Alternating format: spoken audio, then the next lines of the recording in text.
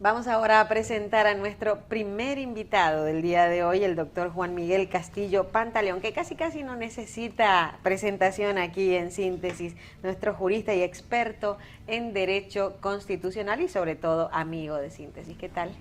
¿Cómo está? Muy buenos días, muy honrado por la invitación, encantado de estar aquí. Doctor, gracias por estar aquí hoy. Gracias a ustedes. Castillo, esta es la segunda parte de una conversación que iniciamos hace ya casi un mes, ¿verdad? Sí, que él se comprometió a venir de nuevo. Exacto. Entonces, el tema obligado, y es una pena desaprovechar todo el conocimiento jurídico que usted tiene en materia constitucional, en todas las materias, porque es un abogado muy reputado de República Dominicana. Pero el tema obligado es el tema de la migración irregular haitiana, el plan de regularización, el término de ese plan y ahora las consecuencias que vienen.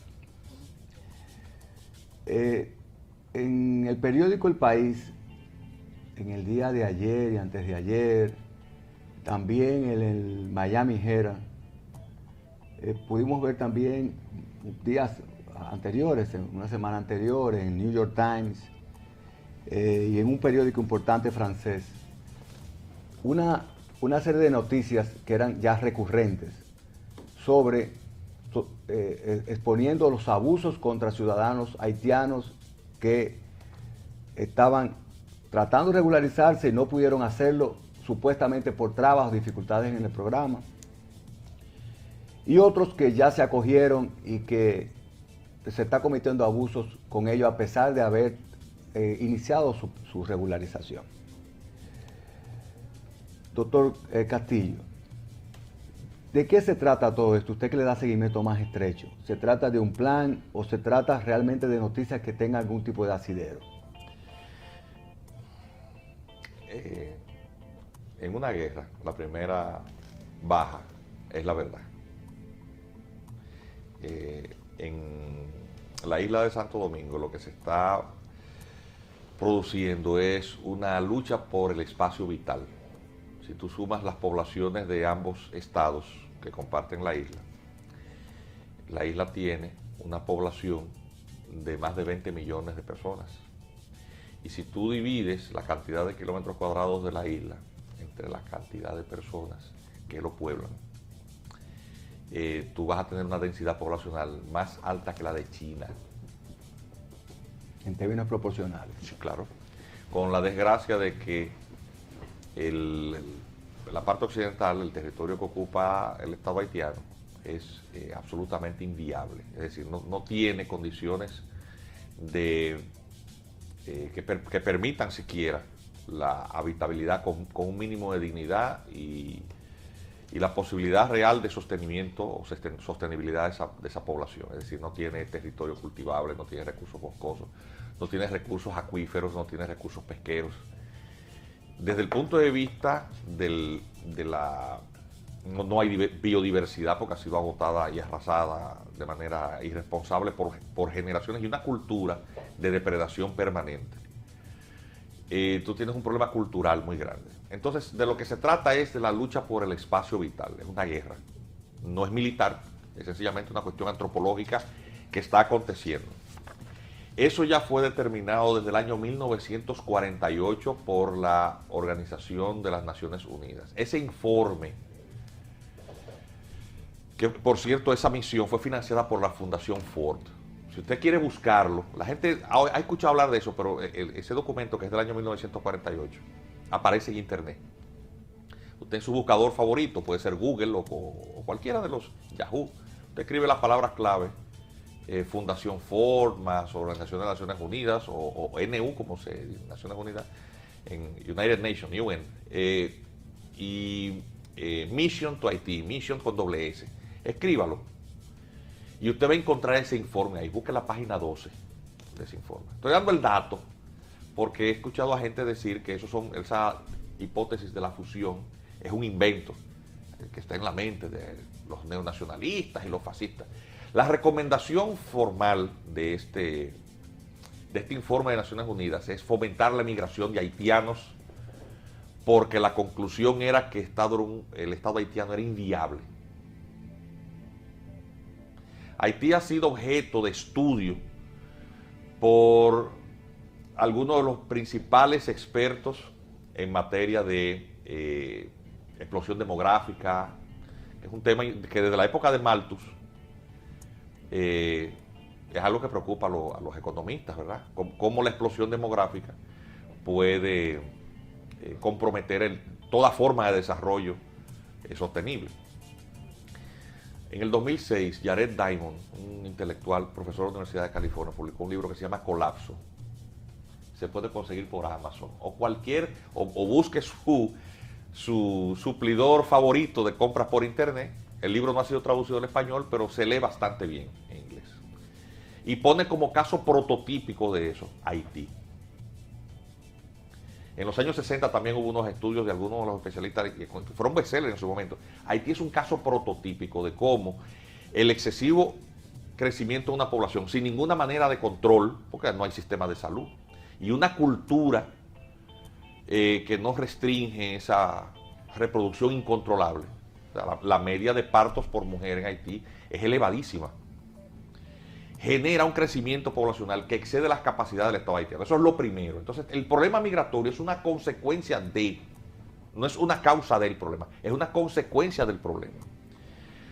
El Estado Dominicano, como es la única frontera que es terrestre con el Estado haitiano, es el que recibe la mayor presión migratoria. El haitiano emigra para donde pueda porque es el instinto de supervivencia, nadie se quiere morir, claro. Nadie se va a suicidar, no se van a lanzar al mar, preferirían cruzar el lecho seco de un río, que es una frontera fundamentalmente virtual. Y el Estado Dominicano desde hace tiempo debió de fomentar la construcción de una barrera física. No es virtual, es real, pero es muy sencilla. No, porque, a ver, cuando una línea divisoria está demarcada, no por bornes, sino por una valla, una pared, tú sabes por dónde va la división. Pero cuando dices, bueno, en un mapa, pues a menos que la pintes con una brocha, tú te imaginas que está ahí. A veces tú no sabes exactamente por dónde pasa y te puedes equivocar por unos cuantos metros más allá o más acá. La frontera dominicana con Haití es virtual. Esa es la realidad. Muchos de esos ríos incluso están secos. ¿Usted está de acuerdo con hacer un... Es la única forma que tú tienes de establecer controles. Sí, para poner un ejemplo. Y además las fronteras físicas son una... Voy a utilizar otra frase. Buenas paredes hacen buenos vecinos. ¿Han oído esa frase, verdad? Sí, es un verso de un poeta, por cierto, norteamericano. Es así. De la única manera que tú puedes no tener problemas con tu vecino es sabiendo dónde termina la casa de él o el patio de él y dónde empieza el tuyo. Es obligatorio para República Dominicana porque ese problema no se va a resolver. Hay un problema estructural, cultural. Terminó el plazo de regularización, que ha sido el más generoso de todo plazo y programa conocido en el mundo. La especialidad mía no es derecho constitucional, es derechos fundamentales. Eso fue lo que yo estudié a nivel doctoral. Temas de nacionalidad, temas de... Es un derecho fundamental. La nacionalidad es un derecho de tipo político, porque es un vínculo jurídico político entre un Estado y el ciudadano. Porque la única diferencia que hay entre el extranjero y el nacional es que el extranjero no vota. Pero después los derechos civiles, los derechos humanos son los mismos para todos los seres humanos. O sea, es la misma cosa. Doctor, en este mismo... Salvo votar. Entonces, necesariamente, Michelle, para yo tener esa idea, necesariamente la terminación del plazo otorgado, que por más generoso que fuera, no va a resolver ese problema que es estructural, porque es un problema que escapa al control de la República Dominicana. Y atención, en el cual hay toda una conspiración mundial a encontrar en el Estado vecino la válvula de escape de esa presión demográfica. Si los dominicanos no entendemos eso y estamos en Belén con los pastores, el problema no se va a resolver nunca, porque es que Haití no puede, además también porque hay una cultura política de irresponsabilizarse, esas élites, de las necesidades de ese pueblo. Ese Estado tiene actualmente elecciones. El tema nacionalista es el tema que va a ser esgrimido necesariamente por los candidatos. Yo soy el candidato que protejo a mi país. Entonces, y mi enemigo, el enemigo externo. No, ¿esa veda qué es? Claro. Una De eso reacción. es que se trata. Doctor, Y podemos dar todos los es una planes, medida todos los de planes. tipo- No se va a resolver el problema. Es una porque medida escapa- política más así que es, cualquier otra así cosa. es. Doctor, háganos un regalito. En esta semana han habido diferentes opiniones con respecto a las declaraciones del presidente haitiano, que dice que no va a recibir, usted con su experiencia a nivel de temas de nacionalidad, que no va a recibir a los haitianos nacidos en República Dominicana. Creo que esas fueron las palabras. Haitianos nacidos en República Dominicana. O sea, que no tienen nacionales haitianos aquí. ¿Cuál es el tema de la Constitución? ¿Cuál sería el estatus de estos nacionales de ningún sitio? ¿Cuál es la No, ellos situación? son haitianos, son nacionales haitianos.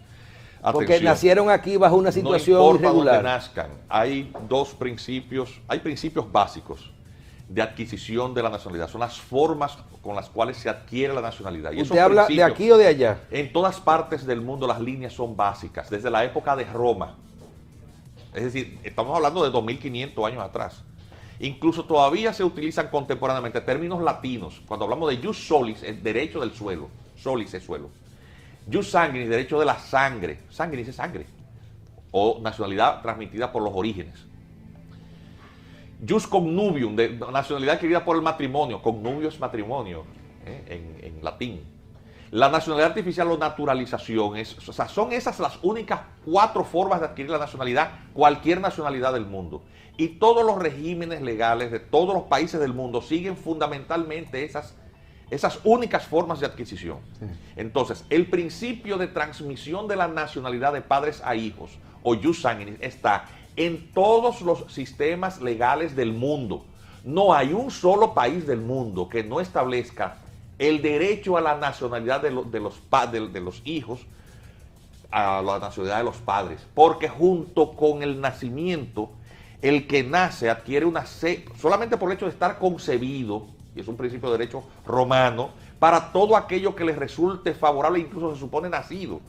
Se está en el vientre de la madre y se supone que usted se beneficia de todo aquello que el sistema jurídico provee. Entonces República Entre ellos Dominicana, el derecho a la nacionalidad. República Dominicana puede, si esta gente no tienen documentos dominicanos ni se acogieron al plan de regularización, llevarlos a Haití y ellos allá tendrán que darles su nacionalidad. Perfectamente, porque Entonces, el derecho, atención, hay que distinguir entre el derecho de la nacionalidad y el derecho a la nacionalidad. Cuando tú dices derecho de la nacionalidad, te refieres al marco jurídico. ¿Cuál es el derecho de la nacionalidad de la República Dominicana? O la Constitución y la Ley de Migración, que establece respectivamente el marco jurídico de la nacionalidad dominicana y el derecho de tratamiento a la extranjería. Pero Punto. además, ¿Cuál es el derecho a la nacionalidad, el que tiene el individuo? ¿A cuál nacionalidad te corresponde? Entonces, en principio, ambos estados establecen esas reglas de adquisición de la nacionalidad por el origen. El hijo de dominicano es dominicano, así nazca en Taiwán. El hijo de haitiano es haitiano, así nazca en China. Siempre es la nacionalidad primaria. Podrá tener derecho a una segunda nacionalidad y concurrencia de nacionalidades dependiendo del régimen jurídico existente en el país, del lugar en donde se nace. En República Dominicana, igual que lo hacen más de 150 países en el mundo, la nacionalidad por jus solis está vedada o restringida a los hijos de extranjeros no residentes.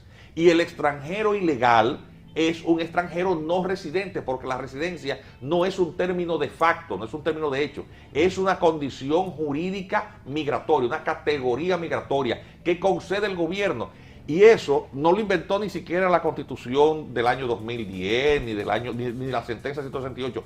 Eso está en el Código Civil, en el artículo 13. Y no es actual, sino No, siempre ha sido así. Exactamente. Y el Tribunal Constitucional lo que hizo fue ratificar eso. Estos niños, por tanto, Michelle, son haitianos.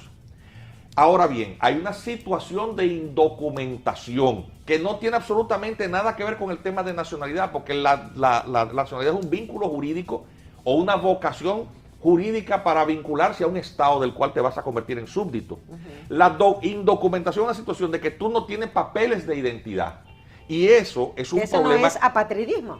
Eso no es apatridismo, porque apatridismo otra es no tener ninguna nacionalidad. Déjeme ver, doctor Castillo, si yo tengo una impresión correcta, usted me corregirá. Usted planteó que, consecuencia de un estudio propiciado creo que por la Fundación Ford, Ajá, de Naciones Unidas, financiado por la Fundación Ford. ¿verdad? Aparentemente ha sido acogido por la comunidad internacional y las grandes potencias que tienen interés en este tema, y que es posiblemente esas recomendaciones de que se promueva la migración de la población masiva haitiana hacia otros países, especialmente República Dominicana.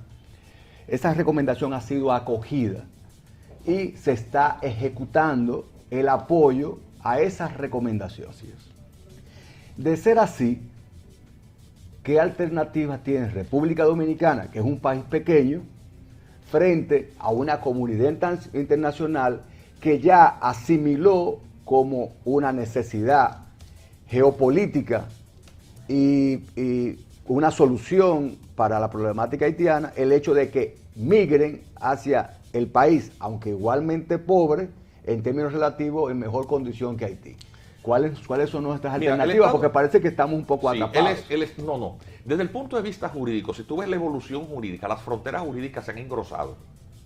O sea, tú ves década por década, y el Estado jurídico, el marco jurídico ha sido engrosado. La frontera jurídica de la nacionalidad dominicana ha sido fortalecida por una cantidad de instrumentos. Es decir, si te pones a hacer esa secuencia te darás cuenta que eso es así. Lo que hemos tenido es un relajamiento de la frontera territorial por falta de control. Porque el tema de las fronteras es un tema complejo, que su resguardo, si las condiciones de acceso es más difícil, pues obviamente se tiende a relajar. Además también que el contrabando de personas y bienes es un mal que acontece en todas las fronteras territoriales. Eso tiene desde la época de Antonio Osorio, estamos hablando del 1605, 1606, hubo que ordenar unas devastaciones para evitar el contrabando de los habitantes de la parte occidental de la isla con los bucaneros. Ese es el origen del Estado haitiano. Entonces, ¿qué tiene necesariamente que hacerse en esos casos en donde tú tienes una dificultad de control territorial? Fortalecer el control territorial, pero si lo dejas a la subjetividad del control de un ser humano, siempre vas a tener el riesgo del contrabando. Porque ¿cuánto gana un militar que está depuesto en la frontera? Por mejor que le pagues, y aunque le llenen las ciertas condiciones, siempre el traficante de bienes o de personas va a tener más dinero que lo que le paguen como salario. Entonces, obviamente, en un lugar desguarnecido, con poca vigilancia, poca supervisión, necesariamente tú vas a tener menos controles. Obligatoriamente, no necesariamente, obligatoriamente el Estado Dominicano tiene que establecer un control físico.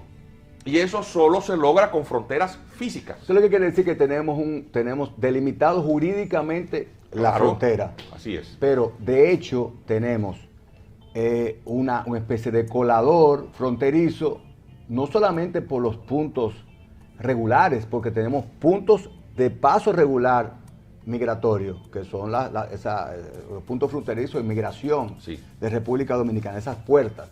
Pero ese es un pequeño espacio jurídico, ¿verdad?, por donde van a pasar los que tienen algún tipo de regularidad. Ahora tenemos toda una frontera de ¿cuántos kilómetros son? 370 de 370 kilómetros por donde puede pasar, pueden pasar miles de personas sin ningún tipo de control. El día que estaban mostrando los drones.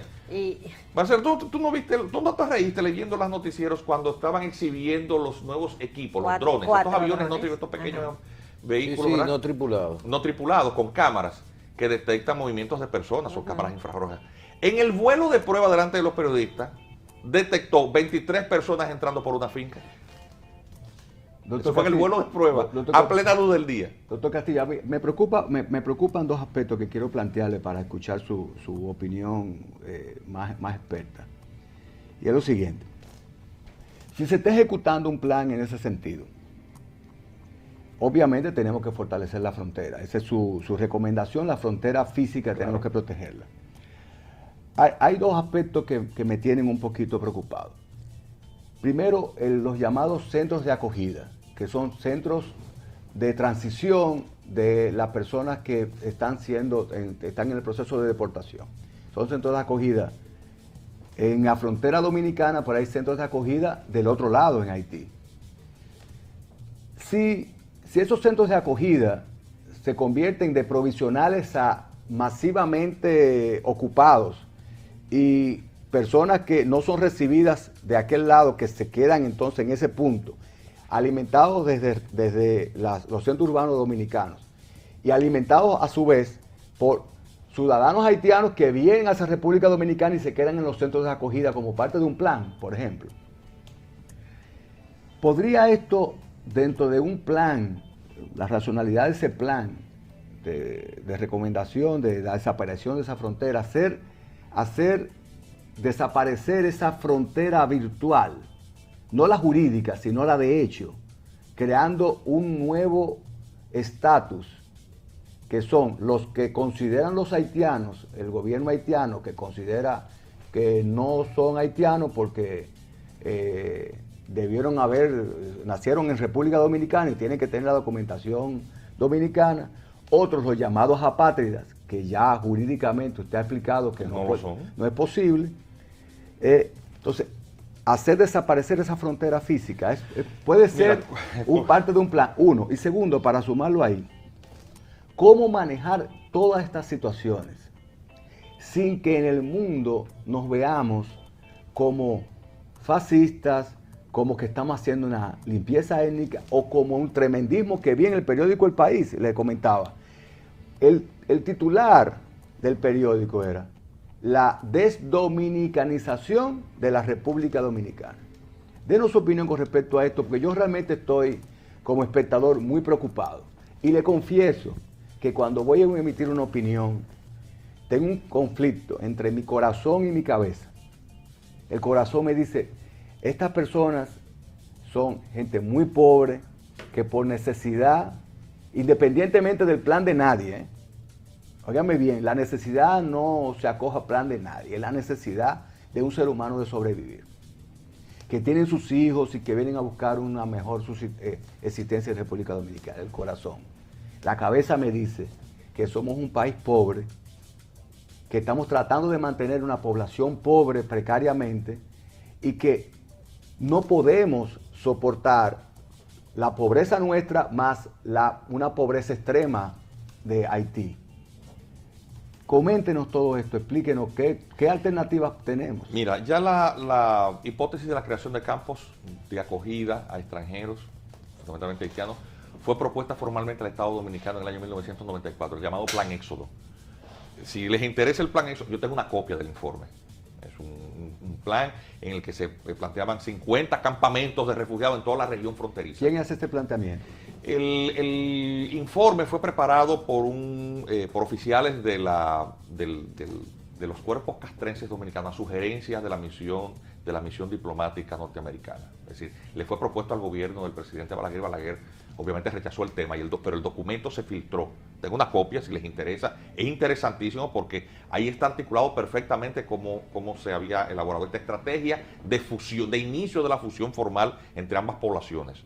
Porque la fusión no es de hacer desaparecer jurídicamente un Estado, es sencillamente mezclarlo de manera tal... La fusión de hecho. Que es una fusión de hecho. Y que luego la forma jurídica, qué sé yo, agote las formas de una confederación o de un Estado federado. Pero así es que se hace. Y obviamente eso se puede cuando tú tienes cierta sintonía o muchas afinidades entre dos pueblos, pero cuando tienen muchas diferencias, tú lo que produces es una balcanización, es decir, una situación de fractura y conflicto, como ha pasado en muchos países donde esos ensayos se han intentado. Entonces, con respecto a eso, ya eso se intentó y el Estado Dominicano nunca ha aceptado eso. Con relación a la campaña internacional, lo que ha anunciado el canciller es la línea correcta, es decir, en la medida en que tú puedes educar al público, explicando cómo es el sistema jurídico dominicano, las mentiras por sí mismas caen. Tú no tienes que llamar mentiroso a quien hace afirmaciones como parte de una propaganda de desinformación. Cuando tú explicas cómo funciona el sistema jurídico dominicano y cómo funciona el sistema jurídico haitiano con relación a la nacionalidad, sencillamente la explicación de la desdominicanización, la acusación de desnacionalización, el invento de la supuesta apatridia, todo eso se cae por su propio peso. Lo que tiene que hacer la Cancillería es sencillamente continuar esa línea, pero obviamente siempre explicando cómo es que funciona, porque la realidad, por su propia cuenta, será percibida por la gente. Y desde el punto de vista extranjero, o sea, desde el punto de vista de otros países. Ahora bien, desde el punto de vista mediático, también tiene que hacerse un esfuerzo para que las cadenas internacionales, que se nutren fundamentalmente de sus corresponsales aquí, y obviamente los medios que tiene la República Dominicana, tienen un cuerpo de prensa formidable, porque hay muchos medios digitales y medios tradicionales, pues muestren esa realidad, el hecho de que en algún momento, qué sé yo, Síntesis vaya y haga un reportaje o una transmisión en la frontera, sería un servicio extraordinario, porque ustedes suben el programa a la red, a la nube, y la gente puede ver si es verdad que aquí se está deportando de manera masiva y rompiéndole papeles, como se ha dicho falsamente, porque recuérdate también que la realidad a veces es sustituida por la percepción. Si tú dices una mentira 1000 veces, puede llegarse a creer que lo que ha acontecido es la mentira y no la realidad. Entonces, eso es muy importante. Desde el punto de vista jurídico, la Cancillería tiene, no he visto que el canciller haya anunciado, una ofensiva. Por ejemplo, el tema de la veda. El tema de la veda viola acuerdos de la OMC que han suscrito ambos países. Y hace 2 años, porque fue el 6 de junio del 2013, de manera unilateral Haití, por razones no arancelarias, ni fundadas en razones de seria objeción fitosanitaria, prohibió la importación de determinados rubros. El tema de los huevos, el tema de los pollos, el tema de los envases plásticos, ¿se recuerdan? Sí, sí, sí. El Estado Dominicano debió iniciar un procedimiento formal ante la OMC, no lo hizo. Se buscó una vía de conversación, se asumió que como el Estado haitiano no tiene realmente condiciones para aplicar ciertamente una veda, eso fue más retórico que cierto, porque siguieron fluyendo los pollos y los huevos y los envases plásticos. Mediáticamente tienen mejor manejo que nosotros. Pero no sé si tú estableces el precedente y has apoderado de eso, obligará al organismo a pronunciarse con respecto a la violación de un convenio multilateral. ¿Usted se acuerda cómo rompían los huevos y después decían Así que éramos es, nosotros? pero eso pasó una semana, pero después siguieron entrando los huevos. Sí. Lo que te quiero decir, pero como se dejó pasar, volvimos a repetir la experiencia, pero no tenemos el tiempo ganado de haber iniciado un procedimiento. Debe de iniciarse, porque si el Estado Dominicano asume siempre una actitud pasiva de conversación, sí, las cosas no se van a resolver, porque como dije desde el inicio, hay una situación que rebasa la capacidad del Estado. Por lo tanto, los obstáculos comerciales va a ser parte de la ofensiva del Estado haitiano para doblegar la soberanía del Estado Dominicano y hacer que ésta acoja la mayor cantidad de población, porque las élites gobernantes obviamente están empeñadas en otra agenda. La agenda es la de controlar los recursos, los pocos recursos del Estado haitiano y fundamentalmente los de la ayuda internacional. ¿Por qué? Porque es un Estado mendigo y una élite que se aprovecha de esa mendicidad, hace negocio con eso. ¿Cuántos hoteles de 5 estrellas se han construido con los dineros de los donantes internacionales? Hay docenas de reportajes en el internet. ¿Qué se ha hecho con los pocos recursos naturales que quedan ahí? Bueno, esa claque política, para procurar su continuidad, se los regala a los personajes o a las personalidades de la política internacional, principalmente de la esfera norteamericana, para hacérselos graciosos y viabilizar así su continuidad en el poder. Un reclamo de la Cruz Roja norteamericana. Sí. Marcela, si me permite, ojalá, le voy a enviar por correo electrónico la enorme cantidad de reportajes de investigación periodística que hacen siguen los rastros, porque el dinero deja un rastro, de cómo se han construido con muchas ayudas internacionales hoteles de 5 estrellas. A ver, Cruz Roja, que se acaba de denunciar en un reportaje de investigación periodística, se robaron $500 millones y construyeron 6 casas. Sí, a eso me iba a referir, que inclusive donantes se han quejado de que han donado a Cruz Roja, que había un plan de invertir $500 millones en Haití para un plan habitacional y que construyeron 6 casas. No, y construyeron con otro dinero un plan para hacer unas casas en Haití y que iban a salir en $30 millones, terminaron en 93 millones y adicionalmente se construyeron las casas donde iban a vivir las personas que iban a construir las casas, tipo proyecto cerrado, muy bonito, y la casa que nos hicieron ese modelo, ya los economistas le han puesto su etiqueta, se llama modelo de capitalismo del desastre. Es decir, que la mayor renta viene de la explotación de los recursos humanitarios para ayuda de un desastre natural. Es como hacer negocio con la leche del tísico. Pero dígame algo, nosotros escuchamos algunas personas que dicen lo fácil, lo correcto es cumplir la ley dominicana. Eso es lo que tiene que hacer la República Dominicana. Hay que cumplir la ley y ya. Así es. No importa las consecuencias que tenga. Paralelo, tenemos que llevar un plan de medios, de comunicaciones, para contrarrestar estas campañas también mediáticas, internacionales y nacionales, que hablan de abuso y esas cosas. Ahora, el doctor Pichardo nos decía esta mañana cosas que preocupan, y es cómo nosotros podemos contrarrestar cosas que ya se van más allá de los medios. Vemos que esto está tan bien articulado, tan bien hecho, que ahora, como la prensa circula en el mundo a través de historias, crean historias específicas de familias, de casos. Inclusive el doctor Pichardo nos decía, hay una guagua que posiblemente de 8 autobuses nada más se montaron en 4 personas, y de esa había una que ya se sabía lo que iba a decir. O sea, nos están poniendo la gente hasta decir el maltrato que están haciendo. ¿Cómo nosotros vamos a explicar que nosotros no estamos maltratando a nadie? Que en esa casa de acogida que se están llevando la gente se está tratando bien. Para coger casos específicos, se están pagando para que digan que cosas que no están pasando pasan. Internacionalmente se coge esta mosquita, este caso pequeño, y se pone grandote en una primera página de un periódico. De la misma manera que ellos utilizan esas herramientas, debe también el periodismo dominicano, comprometido con los mejores intereses de este país, hacer los mismos reportajes de investigación. Claro. ¿Tú te recuerdas un reportaje que se hizo acerca del mercado de mendicidad, en la que se explotaban niños, niñas en los semáforos, con niños alquilados? Sí. Eso fue dado a conocer a la luz pública por un reportaje de uno de estos programas de investigación dominicanos. Sencillamente le colocaron una cámara, porque eso es fácil. Es decir, el periodismo tiene que jugar su rol, no mirar para otro lado, ni mucho menos hacerse cómplice. Obviamente también está claro el pueblo dominicano acerca de que determinado sector de la comunicación social está muy comprometida. Y obviamente eso hay que desenmascararlo, porque también el Estado tiene formas de seguir el rastro al dinero.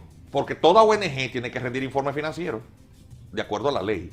Y el Ministerio Público tiene que jugar su rol. A ver, del mismo modo también, para forzar las condiciones no represivas del retorno voluntario, ¿saben lo que tiene que aplicarse? No solamente la ley de migración, son las leyes laborales. Porque, a ver, cuando en una construcción o en una empresa usted ha violado la proporción establecida en las leyes laborales del 80-20 de participación de mano de obra nacional versus extranjera, ¿quién es más culpable? ¿El obrero inmigrante ilegal o el empleador que se aprovecha de esa condición vulnerable? El empleador. Al que hay que sancionar no es al empleado, es al empleador. ¿Usted apoyaría una legislación que creo que está en curso en el sentido de independientemente de los porcentajes establecidos en el Código de Trabajo, porque están establecidos, creo que una relación 80-20 que no se cumple, pero que se establezcan sanciones no solamente de multa fuerte, sino también más drásticas para patronos y empleadores que, aprovechándose la necesidad de estos individuos y de su estatus de irregularidad, pagan salarios irrisorios, a fin de que si contratan mano de obra ilegal, igual que todas partes del mundo, sean sancionados drásticamente. Claro. Sí, porque ¿usted cree que esa es una de las medidas que debemos tomar? Pero desde hace tiempo, eso nunca debió de ser letra muerta. Lo cierto es que en este debate migratorio con Haití, tú no ves el Ministerio de Trabajo hablando de nada. No. Cuando una de las principales herramientas del control de presencia extranjera es la aplicación de la legislación laboral. ¿Por qué? Porque es una cuestión de demanda de servicio. Y además también eso produce una compensación por su propia dinámica de la desigualdad salarial. Porque lo cierto es que si hay sobreoferta de mano de obra que es capaz de aceptar además unas condiciones más deprimidas de trabajo, obviamente, porque el capitalismo es así, maximización de la renta, va a preferirse la mano de obra ilegal porque cobrará menos. Tú no podrás hablar de alza salarial mientras tú tengas un dumping de la mano de obra irregular. Y entonces, tú quieres establecer controles migratorios, tú tienes que establecer o cortar en los puntos en donde esa generación, ese factor de atracción se produce. Si tú no controlas el empleador siempre va a preferir el ilegal. Eso es Es más barato. que es más barato. ¿Qué tipo Entonces, de para san- eso son las leyes, qué- para y poner trabajan controles a más esas ¿Qué horas. tipo de sanciones se podrían prever? No están previstas 50 salarios mínimos por cada infracción. Actualmente previstas. Actualmente, siempre fue así, desde el año 1992. Pero nunca se cumple. No se cumple. Entonces, ¿dónde está el Ministerio de Trabajo en todo esto? Entonces, ¿usted cree que No hay que salir a buscar pero haitianos. usted Es que desde que no encuentren puestos de trabajo, tú obligas a esas personas a retornar a su país porque no encuentran condiciones. Entonces, ¿usted cree que esa inercia o esa pasividad del Ministerio de Trabajo es una política de ceguera intencional? Así es. Pero además complaciente con los sectores económicos. Porque mientras el Ministerio de Trabajo no aplica eso, tú tienes distintos sectores que se aprovechan de ese rentismo y todo el mundo feliz y contento. Entonces, obviamente, ahí hay un gran problema que a quien más afecta es a los pobres dominicanos. Primero, que se ven desplazados de sus nichos naturales. Y segundo, que no van a tener mecanismo ninguno de lograr alza salarial. Porque la primera regla en una economía es la de la oferta y la demanda. Pero, doctor, si escuche. tú tienes una sobreoferta de mano de obra, tú vas a lograr discutir realmente un pero- alza salarial. No. pero el jefe del ministro de Trabajo, o la ministra de Trabajo, creo que es una dama, La dama. es el presidente de la República, que debe establecer cuál es la política en relación a la migración irregular. Así Y es. si una de las medidas es la aplicación de una ley ya existente hace 20 años, Así es. a través de su Ministerio de Trabajo, quiere decir que el Estado no ha establecido una política clara o tiene una política comunicacional y una en la realidad. Además, vamos a agregar algo peor aún. El principal motor económico en la economía dominicana es el Estado, es el mayor empleador. No hay empresa privada que maneje la cantidad de dinero que maneja el Estado, por la vía de recaudación, de inversión pública, capacidad de recursos financieros por préstamo. Es decir, ese es el motor principal económico del país, el Estado. El principal empleador de extranjeros ilegales es el Estado, porque en todas las inversiones de construcción pública, en obras de infraestructura, usted ve obreros ostensiblemente extranjeros trabajando. Es decir, el principal responsable de este desorden migratorio es el propio Estado. ¿Por qué el Estado no le exige a los contratistas, como parte de las condiciones de trabajo, el pleno empleo de los dominicanos? Entonces, tú no tienes tampoco a los sectores sindicales, porque yo le estoy llamando la atención a dos aspectos, o sea, al Poder Ejecutivo en su área de inversión de obras de infraestructura, pero también al Poder Ejecutivo en el área de supervisión de la aplicación de las leyes laborales, pero también al sector sindical, porque las fuerzas sociales son las que tienen que exigir y colocar en la agenda de los políticos lo que tienen que hacer. Claro. Y lo cierto es que tú no ves ningún dirigente sindical hablando de eso. Se reúnen en una discusión del Comité Nacional de Salarios a hablar pamplinas, porque las reglas del mercado no van a operar sanamente si tú no tocas el punto neurálgico. El punto neurálgico es que tienes que atacar las causas de esa sobreoferta de mano de obra laboral, de mano de obra no calificada, que es el Y si sector. no hay oferta de trabajo, los emigrantes haitianos que lo que hacen, lo que cualquier ser humano Claro. haría, simple y llanamente van a tener que buscar otras áreas Así donde es. O ir. van a mendigar y a delinquir. Sí, pero eso obviamente... Ahí sí que es repatriar. obviamente ya te crea una situación Doctor. en donde la reacción es más legítima o menos sujeta a confusión. Doctor, nos quedan 2 minutos. Brevemente, no se crea una discrepancia cuando primero hay una desinformación, lo que es cumplir con el porcentaje de contratación 80-20, que puede ser o no. Primero porque no hay mano de obra dominicana en algunos renglones para, por ejemplo, la construcción, no se puede llenar con un 80 los dominicanos. esos salarios no. No se puede. Y en el sector agrícola. Y otra, se le está diciendo que cumplan el 80-20, pero se pone como un segundo plano de gente que sean regulares, o sea, que estén documentados. Ok, yo tengo un 80-20, pero ese 20 tienen documentación. No, o sea, ahora tienen que ser legales, ese 20% tiene que ser legal. Ahí que está Claro. el problema de esto. Pero entonces tú tienes, ¿cómo podrían ser legales? Solamente hay 200 y pico de mil en el plan de regularización, de los cuales veremos cuánto van a calificar de los 45 días y unos cuantos que se naturalizaron. El otro millón no pueden tener un trabajo en República Dominicana. Tendrían que aplicar de nuevo de allá hacia aquí. Pero de aplicarse con rigor toda la normativa existente, la consecuencia natural hará operativo esa regla de la oferta y la demanda. Economía básica, el libro de Samuelson de economía que se da, economía básica que se estudia en toda carrera, que es el que uno leyó. Y la cita no es mía, la cita la hizo el profesor Borjas cuando vino el año pasado a dar una conferencia, que es el mayor especialista mundial en análisis del efecto y consecuencia de las migraciones de países pobres a los ricos. Borjas es una autoridad mundial. ¿Cómo surgió el salario en la Edad Media? ¿Sabes cómo? Con la peste bubónica. ¿Por qué?